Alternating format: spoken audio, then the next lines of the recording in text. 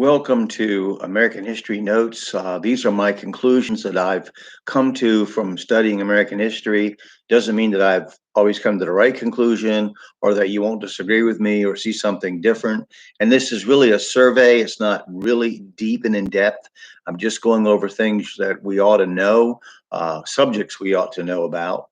So if you'll bear with me, going to put some conclusions forward to you and give you some ideas, and you can do further study, hopefully. So, in Europe, the Catholic Counter-Reformation, implemented by the Spanish military power and stolen gold from South America, seemed to be triumphant.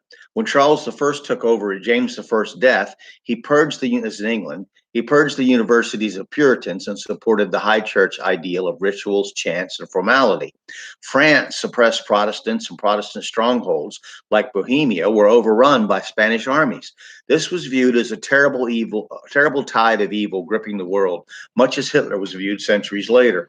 The Puritans viewed Charles' Catholic Queen Henrietta Maria as the force that would try to put the Catholic Church back in power in England.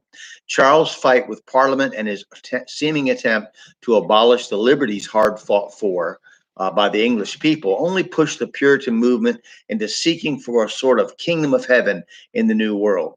New England seemed to provide the answer, as Virginia was Anglican and the Dutch had taken the Hudson. So the Council for New England issued several patents during the 1620s, including one to all of the land between the Charles and the Merrimack River from the coast inland indefinitely. A soldier named John Endicott and his group settled Salem, Massachusetts. The council was bought out by a group that then called themselves, after obtaining a royal charter, quote, the Governor and Company of the Massachusetts Bay in New England.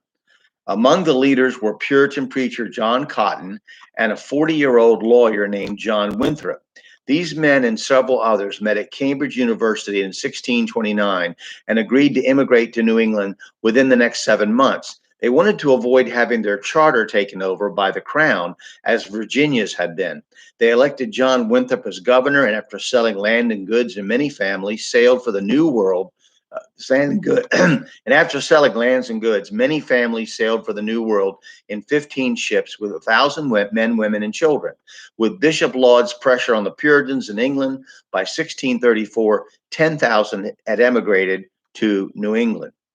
It is important to note that they wanted to establish a community rather than a colony where their ideals could be put into place. It was to be, as Samuel Eliot Morison said, a new Canaan where the Almighty God would permit an experiment in Christian living, or at least the Puritan idea of that lifestyle. They believed it would be possible to live a New Testament lifestyle and also to make a living. They organized in neighborhood groups led by their pastors around Boston, living on the fur trade for some time, as well as fishing industries, particularly dried codfish, which became so important that a symbol, quote, the sacred cod, was hung up in the assembly chamber at Boston. The main business became raising cattle, corn, and other food to sell to newcomers. The Puritans' connection with London merchants and the credit they were offered allowed the population to double every few years successfully. Much of this ended in 1637 when Puritan migration stopped due to the English Civil War. This caused the first economic depression, called by the settlers the fall of the cow, and a need to look elsewhere for markets and a means to make a living. So began shipbuilding and the West Indies trade, where farmers who grew tobacco and sugar with slave labor hungered for New England's dried fish, salt, beef, pork, ground vegetables, horses, and the ships to carry them. Around 1670, they began distilling West Indian molasses into rum, and this replaced the local hard cider and home-brewed beer as the drink of choice. Yes, the righteous Puritans didn't have anything against alcohol consumption, only drunkenness. This trade with the West Indies was the main reason for New England prosperity until the American Revolution. This prosperity was made possible by the cheap labor of slavery. So it can be said that the prosperity of New England before the Revolution was provided for by the enslavement of other human beings, which was considered perfectly okay by most people. Now, you have to understand, we're talking about racial slavery here. We're not talking about the slavery of ancient Rome and Greece, where, say, in Rome, a doctor might be a slave or some professional person might be a slave. there were slaves who were mistreated and slaves on the lower end of the scale, prisoners of war, basic servants, and there were also professional people. But slavery was a different thing. Racial slavery that came to be in America not only created a distinct subrace, African Americans, of people who had little or no rights, whose very existence was based not on some guarantee, written guarantee, but on a master's kindness. This was also made this a class issue.